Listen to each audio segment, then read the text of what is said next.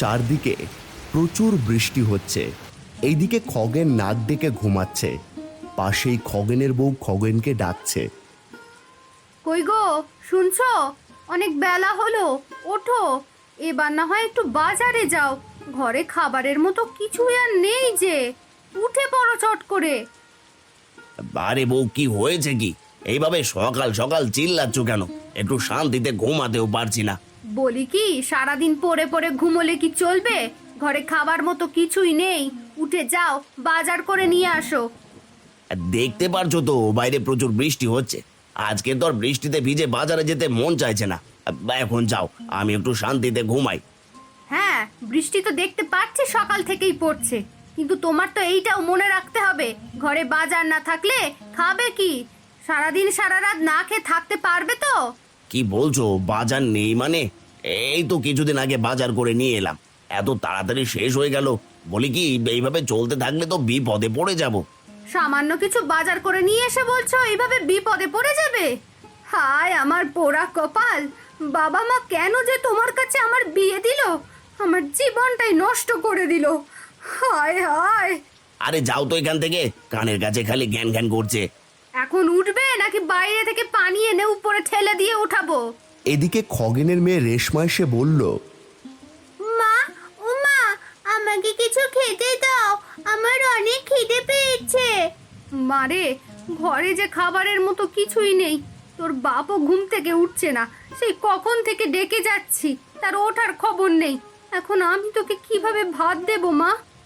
মা, ও মা, মা গো, আমি আর পারছি না, আমাকে কিছু খেতে দাও না।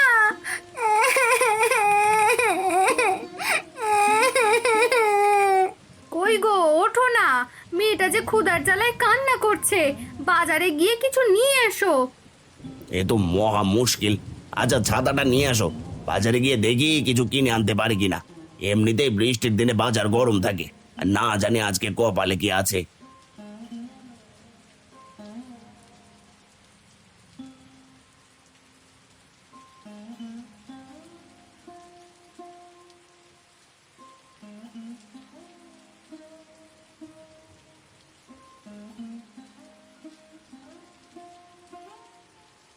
এরপর খগেন ছাতা মাথায় দিয়ে বাজারে গেল। রূপপুর গ্রামের ভাসমান নৌকা বাজার, এখানে অনেক দূর থেকে ব্যাপারী ক্রেতা এসে ভিড় জমাচ্ছে। পানিতে থই থই, কিন্তু বাজারে ভাসমান নৌকার অভাব নেই। খগেন এক ইলিশের নৌকার দিকে গিয়ে বলল, এই ভাই, ইলিশ কেজি কত করে দিচ্ছ? হ্যাঁ দাদা, আপনি ঠিক ভালো ইলিশের দোকানে এসেছেন।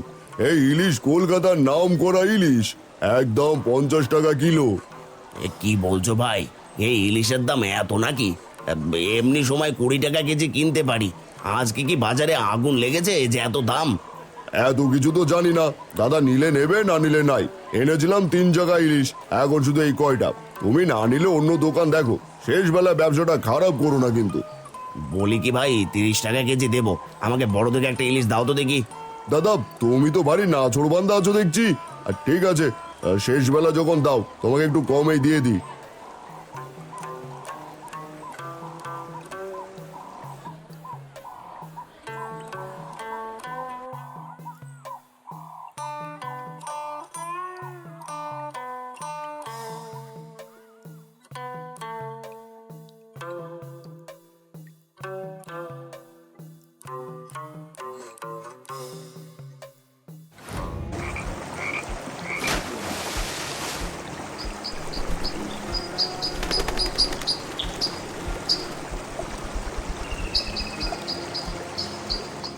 এদিকে ময়না বুড়ি এসে হাজির খগেনের বাড়িতে। সে খুব দারিদ্রতার মধ্যে জীবন কাটায়। নাতনির বাড়িতে আসলো কিছুদিন থাকার জন্য। লতা, ও লতা, বাড়িতে আছিস? একটু বাইরে আয়। নানি, তুমি এসেছো?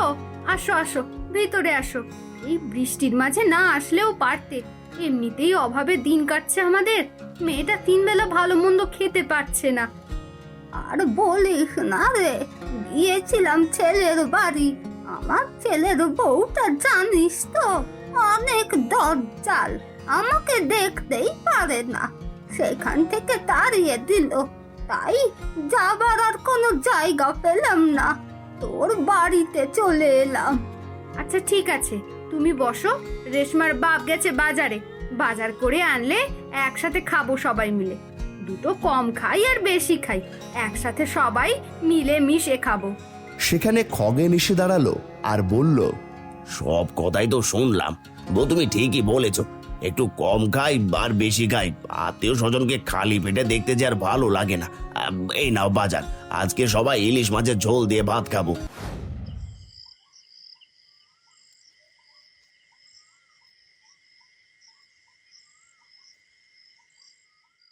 এদিকে লতা রান্না করছিল।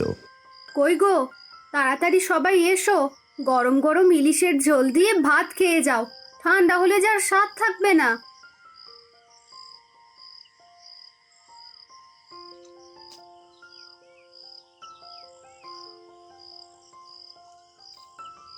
ময়না বুড়ি ইলিশ মাছ খেয়ে বলল, আহ, কতদিন হয়ে গেল ইলিশ মাছ খাইনি, আর তোদের জন্য খেতে পারলাম। তোদের জন্য দোয়া রইল যেন ভালো হয়।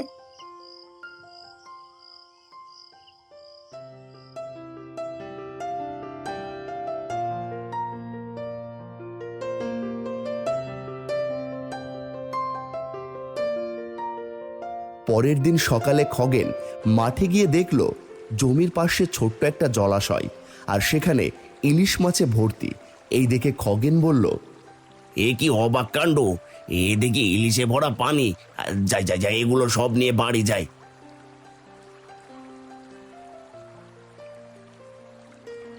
খগেন মাছগুলো সব নিয়ে বাড়িতে গিয়ে বউকে ডেকে বলল,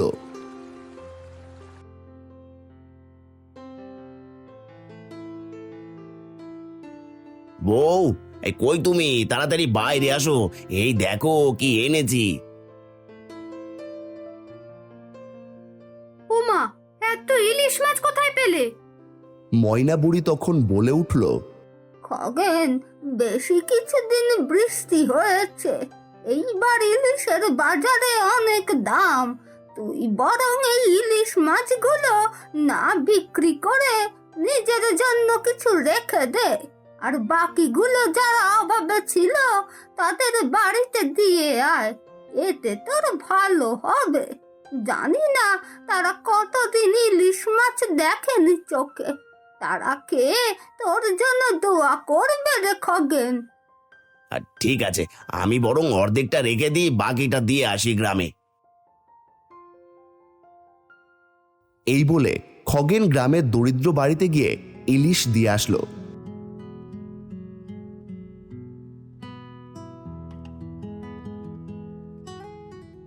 এইদিকে হারু গেল ফুটকের বাড়িতে, গিয়ে দরজায় কড়া নাড়ছে। এই ফুটকে ভাই, ও ফুটকে ভাই, এই তাড়াতাড়ি বাইরে আসো, গরম খবর আছে।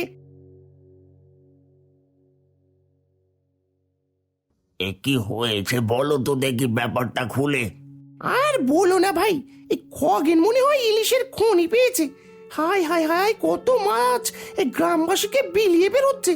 চলো চলো চলো, আমরা মিলে ব্যাপারটা দেখি, এই ইলিশের খনির ঘটনাটা কি। এ কি বলছো? মন গড়া ঘটনা? চলো তো গিয়ে দেখি আসলে কি পেয়েছে খগেন।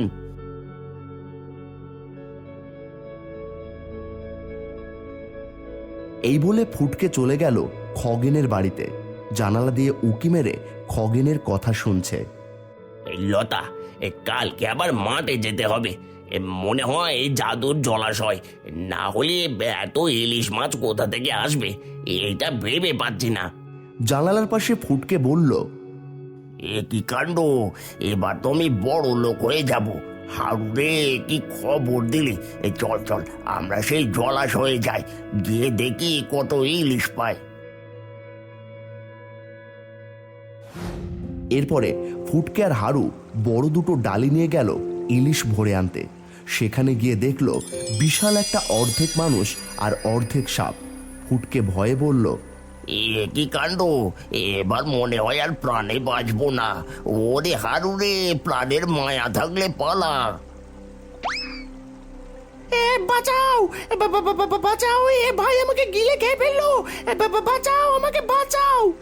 নিজে বাঁচলে বাপের নাম, মনে থাকলে আর কখনো কারো পিছে লাগবো না। এইবারের মতো যদি প্রাণে বাঁচি আর এমুখ হব না।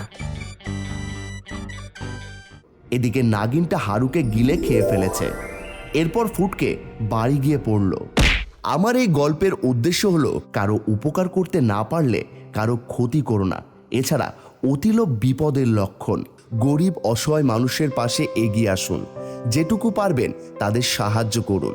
আপনাদের অল্প কিছু সাহায্যের জন্য অনেক পরিবারের মুখে হাসি ফুটবে।